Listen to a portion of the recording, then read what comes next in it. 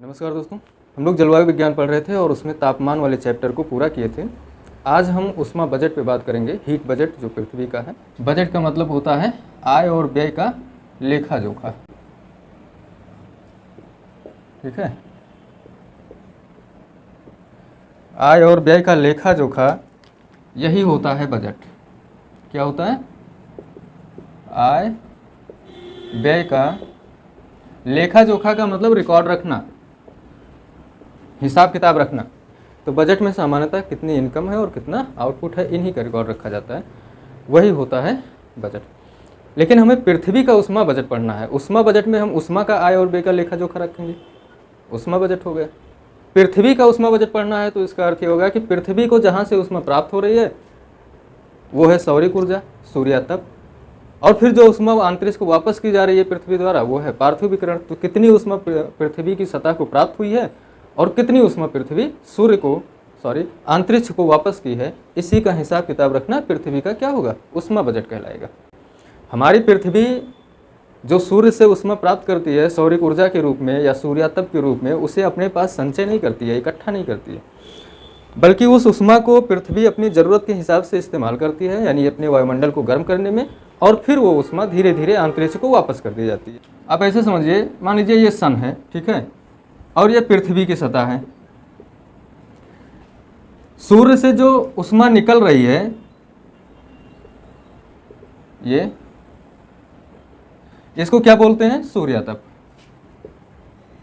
ये सूर्यातप है, जो सौरिक ऊर्जा है वो सूर्यातप उसको कहा जाता है, जो कहाँ आ रहा है? पृथ्वी की सतह पे आ रहा है। हमको जो आज क्लास में देखनी है वो यही देखनी है कि जो वायुमंडल है पृथ्वी का, उस वायुमंडल से होते हुए सूर्यातप पृथ्वी के सतह तक पहुँचता है, यहाँ तक। सतह द्वारा इसका क्या किया जाता है? अवशोषण किया जाता है, जितनी भी उष्मा यहाँ पहुँचती है, और अवशोषण के बाद में पृथ्वी की सतह गर्म होती है। गर्म होने के बाद वो विकिरण उत्सर्जित करती है, यानी जो उष्मा है उष्मा का उत्सर्जन करती है पृथ्वी, जैसे रेडिएशन। इसको बोलते हैं पार्थिव विकिरण या दीर्घ तरंग पार्थिव विकिरण, ठीक है। क्या कहते हैं इसे? दीर्घ तरंग पार्थिव विकिरण, ठीक है।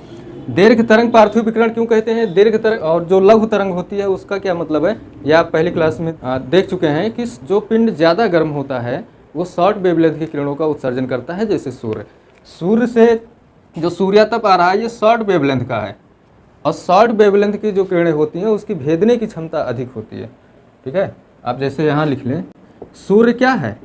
ये अधिक गर्म है, ठीक है। अधिक गर्म है तो क्या करेगा? शॉर्ट वेवलेंथ की किरणें उत्सर्जित करेगा। शॉर्ट वेवलेंथ की किरणों की भेदन क्षमता अधिक होती है, भेदन क्षमता अधिक होती है। भेदन क्षमता अधिक होने का यही अर्थ हुआ कि जो हमारा वायुमंडल है, वायुमंडलीय संरचना में आपने पढ़ा कि कई लेयर्स में बटा हुआ है, धूल कण गैस जलवाष्प, इन सब का क्या है? एक परत बनी हुई है वायुमंडल में, और उस परत को ये भेद करके सूर्यातप क्या कर रहा है? सूर्य से जो आने वाली किरण है शॉर्ट वेवलेंथ के रूप में, वो इस वायुमंडल को भेद कर सतह तक तो आ जाती है। कैसे? यहाँ सतह तक आ गई ना, इधर से पूरा वायुमंडल रहा होगा, अब सतह तक पहुँच गई। लेकिन दूसरा कहता है पृथ्वी पर जब पृथ्वी गर्म होती है तो चूंकि सूर्य जितना पृथ्वी का तो तापमान है नहीं, ठीक है। अगर सूर्य जितना पृथ्वी का तापमान नहीं है, पृथ्वी का तापमान कम है, तो फिर यहाँ से जो उत्सर्जित होगी उष्मा की जो किरणें उत्सर्जित होंगी वो कैसी होंगी? वो लॉन्ग वेवलेंथ की होंगी, ठीक है। तो ये लॉन्ग वेवलेंथ यानी दीर्घ तरंग की किरणों का उत्सर्जन करेगा, और दीर्घ तरंग तो जो लॉन्ग वेवलेंथ की किरणें होती हैं उनकी भेदन क्षमता कम होती है, यानी शॉर्ट वेवलेंथ वाली किरण जो थी सूर्यातप, इसकी भेदने की क्षमता अधिक थी और ये वायुमंडल को भेद कर पृथ्वी की सतह तक तो आ गई। लेकिन जब पृथ्वी की सतह गर्म हुई और फिर पार्थिव विकिरण द्वारा वो उत्सर्जन करना शुरू की उष्मा का, तो फिर वो वायुमंडल को भेद नहीं पाएंगी उष्मा की किरणें जो हैं, पृथ्वी का जो पार्थिव किरण है। कारण क्या है कि इसकी जो भेदने की क्षमता ये लॉन्ग वेवलेंथ की है और ये वायुमंडल को भेद नहीं पाती हैं, तो फिर ये वायुमंडल से क्या करती हैं? वायुमंडल को उष्मा देते हुए आगे बढ़ती हैं। तो बात समझ में आ गई कि पृथ्वी पर सूर्यातप आता है, पृथ्वी गर्म होती है, फिर पार्थिव विकिरण दीर्घ तरंग के रूप में उत्सर्जित करती है, जो कि वायुमंडल को धीरे धीरे गर्म करते हुए अचानक से सीधा वो किरणें नहीं जा पाती हैं वायुमंडल से पार। इस वजह से वो वायुमंडल में जो पदार्थ हैं उनको उष्मा देते हुए आगे बढ़ती हैं, और जब वायुमंडल गर्म हो जाएगा तो फिर वो क्या करेगा? अंतरिक्ष में वो किरणें वापस पहुँच जाएंगी। तो वायुमंडल में जितने भी पदार्थ हैं, धूल कण है या जलवाष्प है या गैसेज हैं, वो सब उष्मा के भूखे हैं, उनको उष्मा चाहिए। लेकिन वो उष्मा या ऊर्जा कहाँ मिलेगी? सूर्य से किरणें आ रही है सूर्यातप के रूप में, सौरिक ऊर्जा, या तो ये उन्हीं को एब्जॉर्ब कर लें, लेकिन उनको एब्जॉर्ब नहीं कर पाएंगे। कारण क्या है कि वो किरणें शॉर्ट वेवलेंथ की हैं, रुकेंगे ही नहीं, वो सीधा पृथ्वी की सतह पे आएंगी।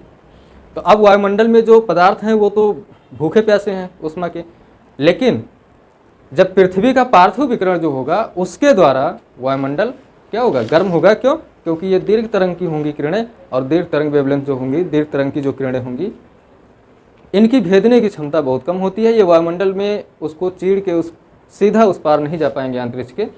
यही वजह है कि वायुमंडल हमारा पृथ्वी से गर्म होता है, पृथ्वी की सतह से जो पार्थिव विकिरण होता है उससे, ना कि सूर्यातप से। इतनी बात समझ में आ गई? आज हम देख रहे हैं कि ये जो सूर्यातप है पृथ्वी पर आता है और फिर पृथ्वी की सतह गर्म होती है, पार्थिव विकिरण उत्सर्जित करती है और उसके बाद में वायुमंडल गर्म होता है। ये पूरी प्रक्रिया कैसे होती है और फिर ये हिसाब किताब कैसे रखेंगे? हमने कहा लेखा जोखा रखना है, तो वो कैसे रखा जाए? अब अगर बात की जाए कि पृथ्वी का जो उष्मा बजट है उसकी परिभाषा की, आप लिख लीजिए, पृथ्वी द्वारा प्राप्त की गई सौरिक ऊर्जा तथा उत्सर्जित की गई पार्थिव विकिरण या उष्मा का लेखा जोखा ही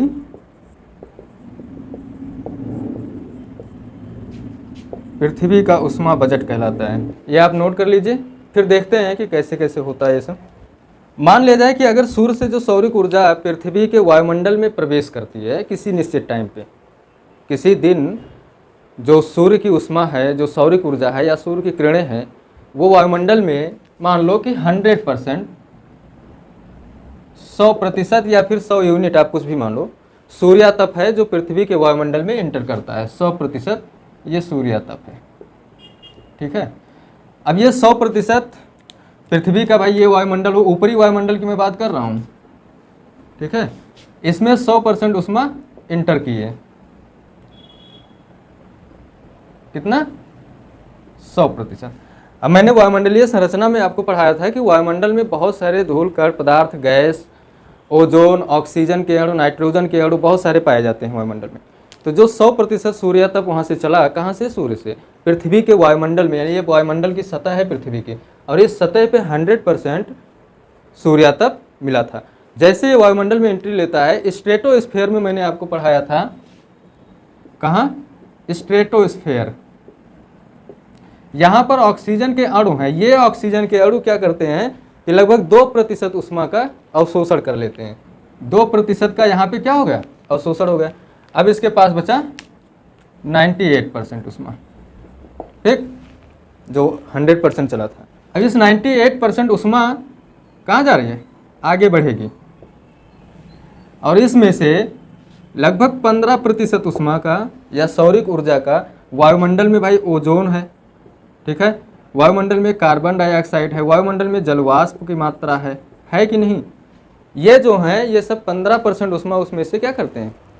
ये एब्जॉर्ब कर लेते हैं, अवशोषित कर लेते हैं। क्योंकि मैंने आपको बताया था ना कि अल्ट्रावायलेट रेज जो है ओजोन मंडल में, उसका रासायनिक अपक्रिया हो जाती है और फिर ओजोन मंडल का तापमान बढ़ता है, यानी समताप मंडल के ऊपरी मंडल को ओजोन मंडल कहते हैं। उसी को रसायन मंडल भी कहा जाता है। तो 98% जो उष्मा आ रही थी पृथ्वी के वायुमंडल में, उसमें से 15% ऑक्सीजन, कार्बन डाइऑक्साइड, ओजोन, जलवाष्प, इनके द्वारा अवशोषित कर ली जाती है सूर्यातप के रूप में ही, यानी शॉर्ट वेवलेंथ के रूप में ही इनको अवशोषित कर लिया जाता है। जैसे अल्ट्रावायलेट रेज जो होती है वो ओजोन के साथ रिएक्शन करती है, वहीं पे वो समाप्त हो जाती है। इसी तरीके का अवशोषण हो जाता है। अब चूंकि ओजोन से जब रिएक्शन होता है, उष्मा रिलीज होती है, तो वो अंतरिक्ष में तो गई नहीं है, वो हमारे ओजोन मंडल में ही है ना, तभी तो समताप मंडल के ऊपरी हिस्से का तापमान बहुत तेजी से बढ़ता है वायुमंडलीय संरचना में। ये मैंने आपको बताया है। अब बचा 83% उष्मा। कितना? 83%। ये 83% उष्मा आगे बढ़ती है, कहाँ? पृथ्वी की सतह की ओर। इसमें से 23% उष्मा का क्या होता है? परावर्तन हो जाता है। किसके द्वारा? धूल कण और बादल। ये वायुमंडल में भारी मात्रा में बादल पाए जाते हैं निचले वायुमंडल में, वहाँ से इनका रिफ्लेक्शन होता है। लगभग 23% उष्मा या सौरिक ऊर्जा का या सूर्यातप का क्या होता है, परावर्तन होता है, यानी वो ऊर्जा सीधे कहाँ पहुँच गई, अंतरिक्ष में, वो पृथ्वी की सतह की ओर नहीं बढ़ेगी। ठीक है, क्योंकि वायुमंडल में के ऊपरी हिस्से में जो क्षोभ मंडल है या बादल जो होते हैं, बादल ऊपरी हिस्से में जब आप जाएंगे तो वहाँ पे ये क्या होते हैं, छोटे छोटे बर्फ़ के क्रिस्टल के रूप में पाए जाते हैं, और उनका परावर्तन यानी जो बर्फ़ होता है उसका रिफ्लेक्शन जो है, एल्बिडो, वो बहुत ज़्यादा होता है। तो लगभग में वायुमंडल के जो बादल वाले लेयर हैं, इसमें से 23% सौरिक ऊर्जा का या सूर्यातप का लगभग परावर्तन कर देते हैं, वो पृथ्वी तक नहीं आती, सीधा अंतरिक्ष में वापस हो जाती है। अब जब 83% में से 23% निकल गया तो बचा कितना, 60%। और इस 60% में से 6% का प्रकीर्णन हो जाता है। प्रकीर्णन की प्रक्रिया भी मैंने आपको बताया था कि वायुमंडल में हमारे धूल कण जो हैं वो प्रकीर्णन करते हैं, किसके द्वारा होता है, ये धूल कण द्वारा। ठीक है, स्कैटरिंग जिसे कहते हैं। स्कैटरिंग में प्रकाश पुंज जो है वो चारों तरफ फैल जाती है, इसी वजह से कमरे के अंदर उजाला भी रहता है, ये भी आप जानते हैं। जहाँ सूर्य का प्रकाश डायरेक्टली नहीं पहुँच रहा है वहाँ पे प्रकाश फिर भी वस्तुएं दिखाई देती हैं स्कैटरिंग की वजह से। स्कैटरिंग के दौरान होता है कि बहुत सारे धूल कण हैं, तो बहुत सारी सौरिक ऊर्जा या सूर्यातप की जो शॉर्ट वेवलेंथ की किरणें हैं उनका प्रकीर्णन होता है, स्कैटरिंग होती है। उसके दौरान कुछ प्रकाश की पुंज जो है, प्रकाश की किरणें वो धरातल की ओर आती हैं और कुछ अंतरिक्ष की ओर वापस हो जाती हैं। जो अंतरिक्ष की ओर वापस हो जाती है उनकी मात्रा लगभग 6% की होती है। ठीक है, बचा 54%। कितना, 54%। अब ये 54% पृथ्वी की सतह की ओर आ रही थी। इसी में 7% उष्मा, कितना, 7% धरती पे जो सतह है पृथ्वी की, ये सतह तक पहुंच गई 54%, सतह द्वारा परावर्तन हो जाता है। 7% सतह द्वारा परावर्तन कैसे हो जाता है, वो आप देखते हैं ध्रुवीय क्षेत्रों में बर्फ है, ठीक है, या फिर ऊंचे ऊंचे पर्वतों पे आप ग्लेशियर्स देखते हैं, क्योंकि बर्फ का एल्बिडो अधिक होता है, तो उन क्षेत्रों में लगभग 90% 85% होता है।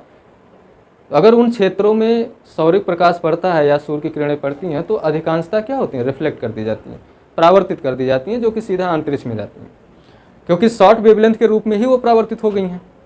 भाई लॉन्ग वेवलेंथ की होती तो प्रावर्तन के बाद वो वायुमंडल में कहीं फंस सकती थी, लेकिन वो शॉर्ट वेवलेंथ के रूप में ही हैं, तो इसलिए वायुमंडल उनको रोक नहीं पाएगा और वो सीधा अंतरिक्ष में जाएंगे।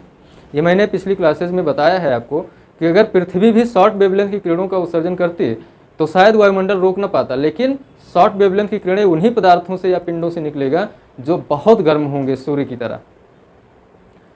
अगर पृथ्वी ने सूर्यातप का अवशोषण कर लिया है तो फिर वो शॉर्ट वेवलेंथ में नहीं बल्कि लॉन्ग वेवलेंथ के रूप में किरणों का उत्सर्जन करेगी।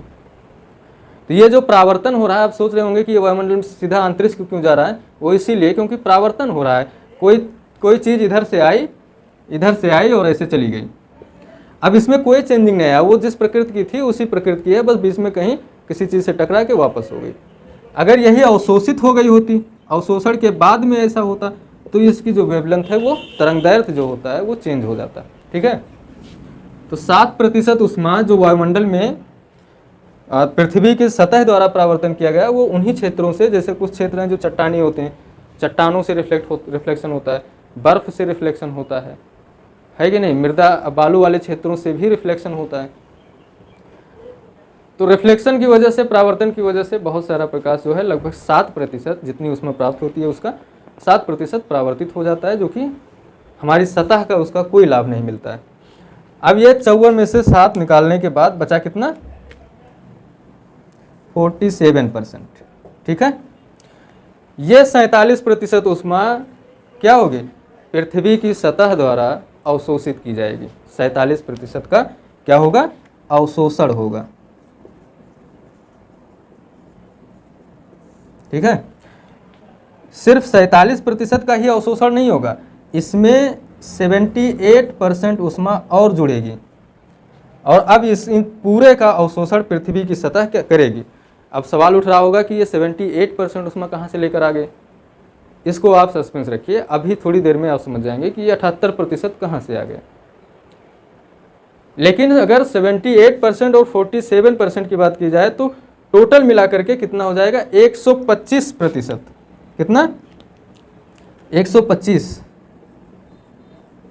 125% उष्मा जो है वो पृथ्वी की सतह को प्राप्त होगी। ध्यान रहे, सतह को प्राप्त होगी, वायुमंडल की बात नहीं कर रहे हैं। सूर्य से चली थी 100 यूनिट, रास्ते में ये सारी घटनाएं हुई और इसके पास यानी सतह तक पहुंचते पहुंचते इसके पास 47 यूनिट प्लस 78 यूनिट और जुड़ गए और होगा 125 125 यूनिट उष्मा पृथ्वी की सतह प्राप्त करेगी और इसका जल मंडल, स्थल मंडल, ये सब क्या होंगे, उस उष्मा से गर्म होंगे, उस सौरिक ऊर्जा से गर्म होंगे। और गर्म होने के बाद में ध्यान रहे कि ये 78% मैं अभी आपको बता नहीं रहा हूँ कहाँ से आया है, बस समझ लीजिए कि मिल गया, हमने ऐड कर दिया इसको, ठीक है, मिल गया और हमने ऐड कर दिया। अब इसके बाद क्या होगा ये देखते हैं। ये पृथ्वी की सतह है जहाँ 125% उष्मा मिली है, ठीक है। अब बात आती है कि जब पृथ्वी की सतह गर्म हो गई है तो फिर वो क्या करेगी, लॉन्ग वेव टेरेस्ट्रियल रेडिएशन यानी जो दीर्घ तरंग पार्थिव विकिरण है उत्सर्जन शुरू हो जाएगा।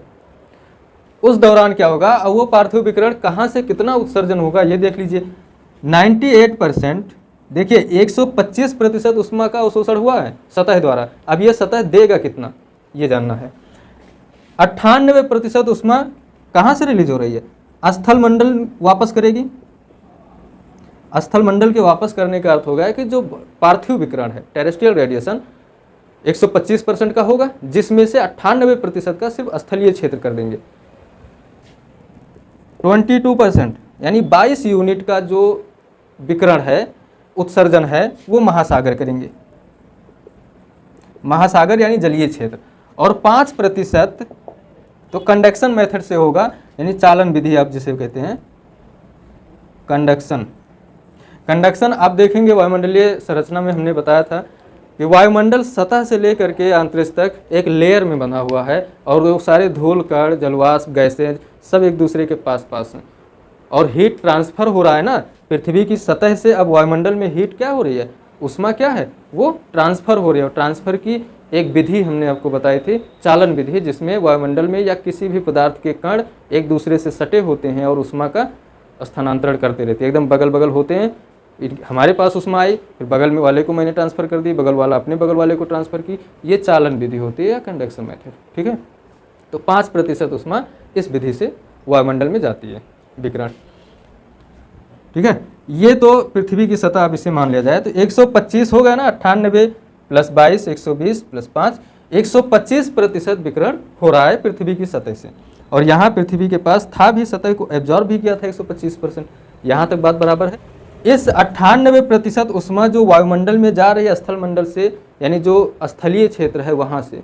अच्छा, एक सवाल आपको मन में होना चाहिए और आया भी होगा कि जब पृथ्वी पर मैक्सिमम भाग पर महासागर हैं तो इसका मतलब कि जो सौरिक ऊर्जा होगी सबसे ज़्यादा महासागरों को मिली होगी, उसके हिस्से में आई होगी, क्योंकि उनका क्षेत्रफल भी ज़्यादा है।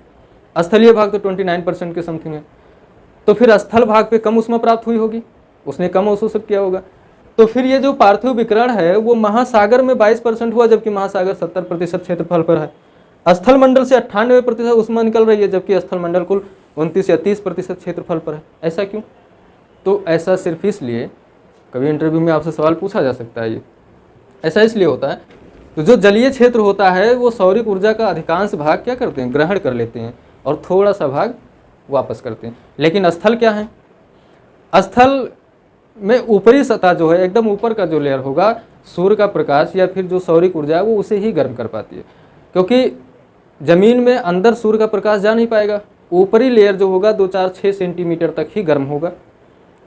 अब ये जल्दी से गर्म हो गए, और जब जल्दी से गर्म हो गए तो फिर पार्थिव विकिरण इनका अधिक हो रहा है, क्योंकि इनको मिला ही नहीं, ये अवशोषित कर ही नहीं पाए, ये ग्रहण कर ही नहीं पाते हैं स्थलीय भाग उष्मा का।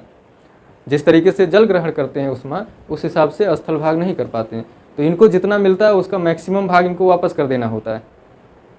लेकिन जो जलीय क्षेत्र है, इनको जो उष्मा प्राप्त होती है उसका मैक्सिमम भाग, ये अधिकांश भाग क्या करते हैं, ग्रहण कर लेते हैं, क्योंकि ज़्यादा जल राशियाँ हैं, ज़्यादा क्षेत्रों तक फैली हैं और ज़्यादा गहराई तक उष्मा को वो प्राप्त कर पा रही हैं। स्थल में क्या हुआ, इतनी सूर्य का प्रकाश पड़ा, यही ऊपर वाला लेयर 2 4 सेंटीमीटर का गर्म हुआ, और जब ये गर्म हो गया तो फिर पार्थिव विकिरण शुरू कर दिया। महासागरों में क्या है कि सूर्य का प्रकाश आया, इतनी अंदर तक गया, अब वो अच्छे से गर्म करेगा पानी को, ठीक है। तो कभी अगर ये सवाल पूछा जाए आपसे कि ऐसा क्यों होता है, तो उसका जवाब आपके पास होना चाहिए। अब देख लेते हैं कि जो 98% उष्मा है जो पार्थिव विकिरण है स्थलीय भाग से, उसका क्या होता है। इसमें से लगभग 7% 7% उष्मा क्या होता है, सीधा अंतरिक्ष को वापस कर दी जाती है। किसके द्वारा? विकिरण खिड़की द्वारा। विकिरण खिड़की क्या होती है अभी बताता हूं। सीधे अंतरिक्ष को जाती है।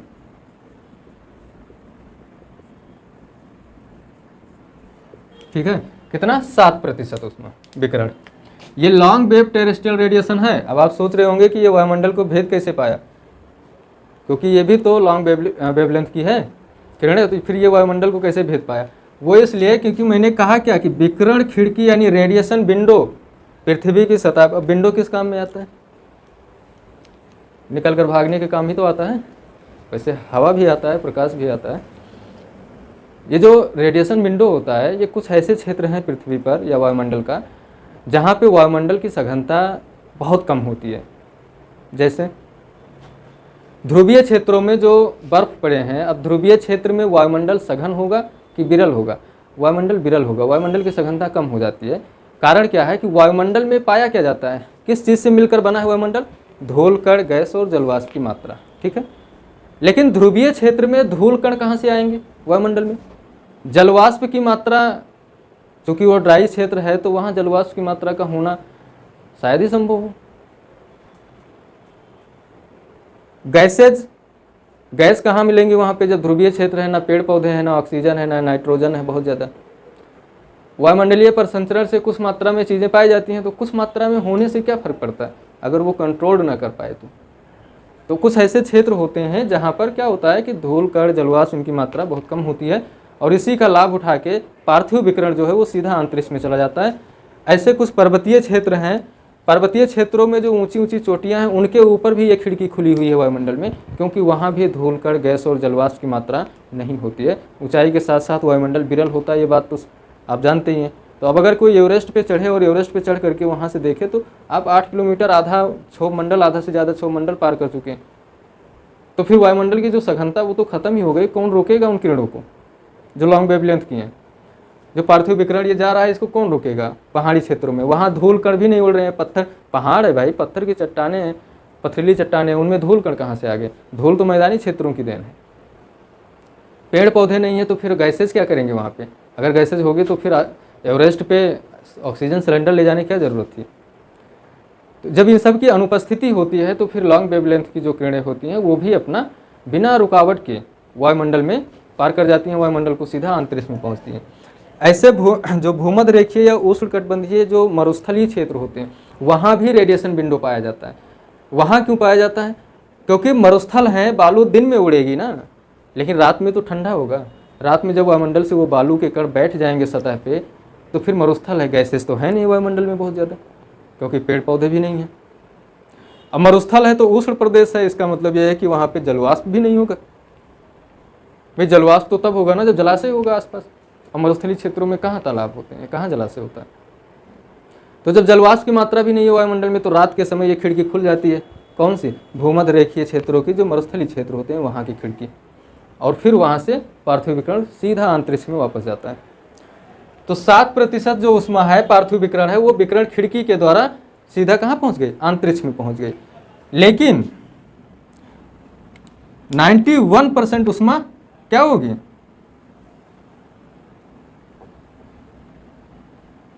ये 91% ऊष्मा पार्थिव विकिरण वायुमंडल में पहुंचेगा, निकलेगा यहां से तो जाना, ये तो सीधा पहुंच गई कहां? अंतरिक्ष में।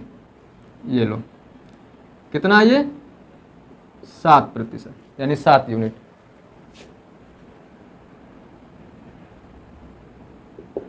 ठीक है, और 91% जो है या 91 यूनिट जो है वो वायुमंडल में जाएगी, वायुमंडल को गर्म करने का काम करेगी। वायुमंडलीय संगठन द्वारा अवशोषण होगा अवशोषण की नहीं? अब महासागरों से 22% जो विकिरण हुआ है ये भी क्या होगा?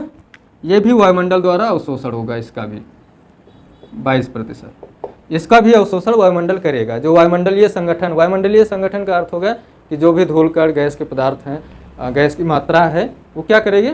वो इस पृथ्वी द्वारा उत्सर्जित विकिरण का अवशोषण करेगी, ऊष्मा प्राप्त करेगी। 5% कंडक्शन मेथड से जा रहा है तो ये भी कहीं ना कहीं वायुमंडल में पहुंच रहा है। टोटल वायुमंडल ने अवशोषण कितना किया, 91% का किया, 22 यूनिट या परसेंट का किया, फिर 5 यूनिट का किया। टोटल कितना हो गया, 118 यूनिट। ये पार्थिव विकिरण जो हुआ है उस 118 यूनिट से हमारा वायुमंडल गर्म हो रहा है। लेकिन इसमें कुछ और भी जुड़ा है। मैंने आपको बताया था कि शॉर्ट वेवलेंथ के रूप में 2% अवशोषण हुआ है, ये देखिए आते समय ही, और 15% का अवशोषण हुआ है आते समय ही। तो 15 तो 17% हो गया। यहाँ आप प्लस कीजिए 17% का। अब जोड़कर बताइए कितना हो गया। तो अब तो ये हो गया 135% ना, 135% या 135 यूनिट। इस चीज़ को लेकर परेशान मत होइएगा, समझ में आए या बोलने में दिक्कत ना हो इसलिए परसेंटेज बोल देते हैं। अब देखिए 91 स्थल मंडल द्वारा गया वायुमंडल ने अवशोषित कर लिया, 22% जलमंडल द्वारा जलवाष्प के रूप में। ये जलवाष्प के रूप में महासागर से 22% उसमें पार्थिव विकिरण हुआ इनका। अब 91 + 22 और प्लस 17%, कौन सा है ये 17%, जो सूर्यातप के रूप में आ रहा था तभी अवशोषण हो गया था। ये जो ऑक्सीजन है, ओजोन है, कार्बन डाइऑक्साइड, जलवाष्प। 2% स्ट्रेटोस्फेयर में हो गया था अवशोषण, 15 2 17%। अब प्लस 5% कंडक्शन मेथड से जा रहा है, ये कुल मिलाकर के हो गया 135%। यही नेचर है, प्रकृति देख लो। 100% उष्मा दिया था सूर्य ने पृथ्वी को, प्राप्त हुआ पृथ्वी को 125%, और वायुमंडल गर्म हुआ 135% से। यही हीट बैलेंस होगा। अगर कभी आपसे बात की जाए तो जो हीट बैलेंस है वो यही है, यानी उष्मा संतुलन। हम लोग उष्मा बजट देख रहे हैं। मैंने आपको बताया था कि ये 78% उष्मा कहाँ से आई, ये 78% उष्मा कहाँ से आकर के इसमें ऐड हो गई। तो 135 में से ये देखो 135% उष्मा जो इकाई वायुमंडल में है, जिससे वायुमंडल गर्म हुआ है, उसमें से 78% उष्मा को बोलते हैं क्या, back to earth surface. Back to earth surface. अब ये क्या है, नया लफड़ा। बैक टू अर्थ सरफेस का अर्थ हो गया कि इस वायुमंडल से 135% उष्मा से या यूनिट से 78% उष्मा धरातल को फिर से वापस किया जाता है। हर दिन की प्रक्रिया है। क्यों वापस किया जाता है ये जानना जरूरी है आपके लिए। भाई वापस ही तो आया, उस 135% जो वायुमंडल में था उसमें से 78% आया, तभी तो 125 हो गया। तो ये वापस क्यों किया जाता है, वो इसलिए क्योंकि जब दिन भर धरातल गर्म होता है और फिर रात में पार्थिव विकिरण भी होता है, और रात में जब 1 2 3 बजे रात तक पार्थिव विकिरण इतना हो जाता है कि जितनी भी उष्मा पृथ्वी की है, पृथ्वी अपने पास कुछ रखती नहीं है उष्मा, सब वापस कर दी वायुमंडल को कि जाओ भाई जितना आए थे तुम उतना वापस चले जाओ, मुझे नहीं चाहिए कुछ। लेकिन प्रकृति है, आज जब पृथ्वी सारी उष्मा दे दी वायुमंडल को, किस तरीके से, पार्थिव विकिरण के माध्यम से, तो जब पृथ्वी का तापमान गिर जाएगा ना, कम हो जाएगा, सतह का तापमान कम होगा, और सारी उष्मा वायुमंडल है तो वायुमंडल का तापमान अधिक होगा। अब रात को 2 बजे के बाद में ये कंडीशन ये आ जाएगा कि वायुमंडल का तापमान अधिक है, क्योंकि सारी उष्मा उसके पास है। पृथ्वी का तापमान कम है, क्यों, क्योंकि सारी उष्मा इसने दे दिया है दान में वायुमंडल को, पार्थिव विकिरण के माध्यम से। अब समस्या आ गई, अब वायुमंडल ऊपर से देख रहा है यार पृथ्वी की सतह तो मुझसे ज़्यादा ठंडी हो गई है। वो कहता है अच्छा एक काम करो, तुमने अगर सब कुछ मुझे दे दिया तो कुछ तो मैं करूँगा जिससे तुम परेशान ना हो, क्योंकि पृथ्वी की सतह पे बहुत सारे जीव जंतु हैं, उनको भी उनके सर्वाइवल के लिए उष्मा की ज़रूरत है। तो वायुमंडल कहता है ठीक है 135% मेरे पास है, इसमें से 78 तुम रख लो फिर से। तो वायुमंडल वापस करेगा पृथ्वी को गर्म बनाए रखने के लिए, पृथ्वी की सतह को गर्म बनाए रखने के लिए। अब वो वापस क्यों करेगा, देखिए साइंस है यहाँ पे, मैं नेचर भी है लेकिन साइंस भी है। टेम्परेचर हमेशा हाई टेम्परेचर से, जो उष्मा होती है वो उष्मा हाई टेम्परेचर से लो टेम्परेचर की ओर आगे बढ़ती है। तो अगर वायुमंडल का तापमान अधिक है और सतह का तापमान कम है तो वायुमंडल से उष्मा जो है वो सतह की ओर आगे बढ़ेगी। आप देखेंगे कि जो पदार्थ ज़्यादा गर्म है और कोई पदार्थ कम गर्म है, तो जो ज़्यादा गर्म है वहाँ से उष्मा कम गर्म वाले पदार्थ की ओर आएगी। ठीक है, जैसे अगर मान लिया जाए कि कोई एक पिंड है यहाँ पे, इसका तापमान 25 डिग्री सेल्सियस है, दूसरा पिंड यहाँ पे इसका तापमान 10 डिग्री सेल्सियस है, उष्मा जो होगी वो ऐसे ट्रांसफर होगी, गर्मी उच्च तापमान से निम्न तापमान की ओर। तो वही तो यहाँ हो रहा है कि जब रात को 2 बजे पृथ्वी की सतह सारी उष्मा वायुमंडल में भेज चुकी है, तो वायुमंडल गर्म हुआ लेकिन पृथ्वी तो ठंडी हो गई ना। 5 रुपया था, 5 के 5 उठा के दे दिए किसी को, सामने वाला थोड़ा सा अच्छा था इसलिए उसने कहा भाई तुम्हारे पास कुछ नहीं है, एक काम करो 2 रुपया तुम वापस रख लो, नहीं तो तुम भूखे रह जाओगे। यही होता है back to earth surface energy, जो वायुमंडल से वापस की जाती है पृथ्वी की सतह को। कब? जब पृथ्वी की सतह वायुमंडल की अपेक्षा ठंडी हो जाती है। क्यों ठंडी हो जाती है? क्योंकि पार्थिव विकिरण से वायुमंडल में सारी ऊष्मा अपना ट्रांसफर कर देती है। ठीक है, ये बात समझ में आ गई। अब अगर 78% यहाँ आ गया तो इससे भी तो फिर पृथ्वी गर्म ही होगी ना, सतह गर्म होगी, और प्लस 47% आ ही रहा है सूर्यातप के रूप में, हो गया 125%। अगले दिन फिर से यह प्रक्रिया शुरू होगी पार्थिव विकिरण की, और फिर से 125% वायुमंडल में जाएगी। ये पूरा का पूरा प्रक्रम एक होगा जो हमेशा चलता रहता है। और एक बात और, ये जो ऊष्मा बजट है, जो ये स्थिति आज आप देख रहे हो, ये आज की स्थितियां हैं। जब क्या शुरुआत में जब पृथ्वी बनी होगी, पृथ्वी का वायुमंडल बना होगा, क्या इसका बजट ऐसा रहा होगा? नहीं। तो अगर एक 78% ऊष्मा वापस कर दिया तो इसके पास कितना बचा? तो अब इसके पास कितना बचा? 57%। ये जो रिटर्न हो रही है एनर्जी, यही वो मेन फैक्टर है जो पृथ्वी पर आप देखते हो कि नॉर्मल टेम्परेचर मेंटेन रहता है। अगर पृथ्वी ने जितना प्राप्त किया था सब वापस कर दी होती और वो सीधा अंतरिक्ष में चला गया होता है तो फिर दिक्कत होती।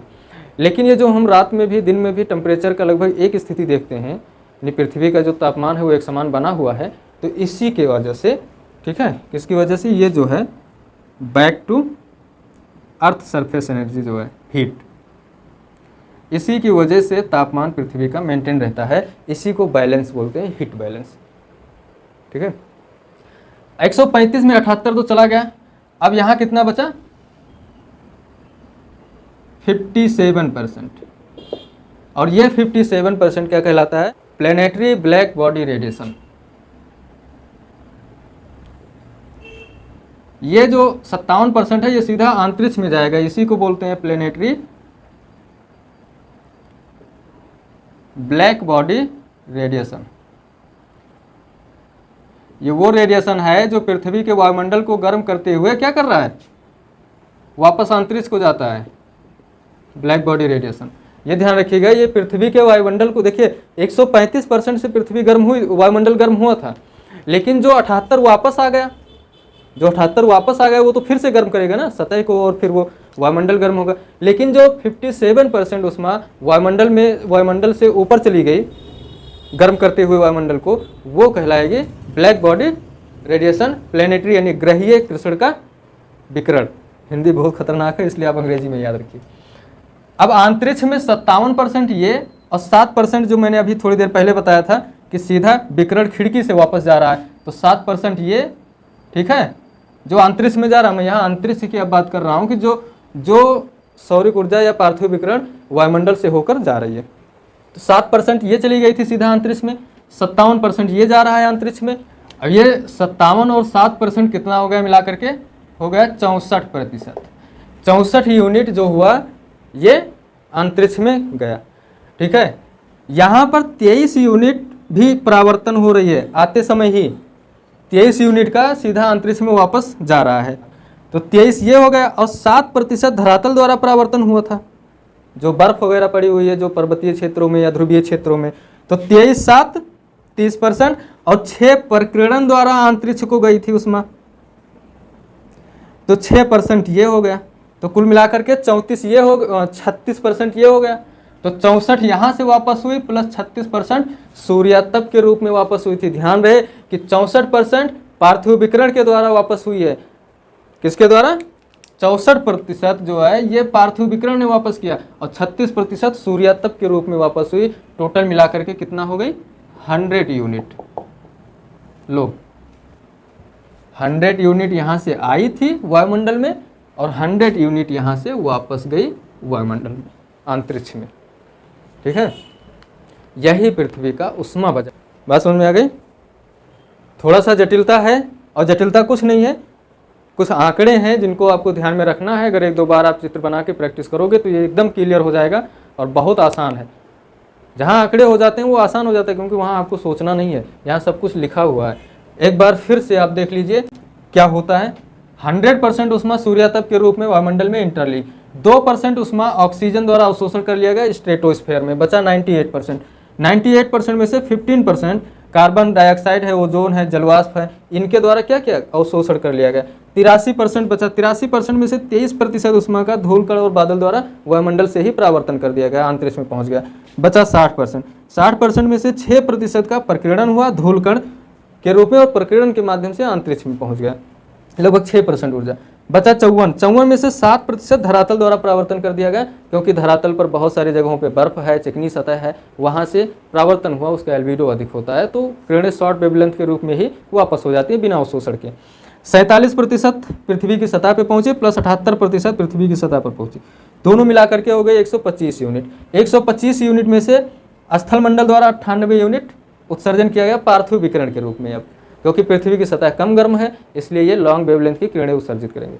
और इस 98% में से 7% विकिरण खिड़की के माध्यम से अंतरिक्ष में पहुंच गया। विकिरण खिड़की वो स्थान होता है वायुमंडल का जहां से लॉन्ग वेवलेंथ की किरणें सीधा अंतरिक्ष को चली जाती हैं, यानी वायुमंडल वहां पे विरल होता है, वायुमंडल रोक नहीं पाता। 91% उष्मा जो स्थल द्वारा 98% दिया गया था, इसका 91% का वायुमंडलीय संगठन द्वारा अवशोषण किया जाता है।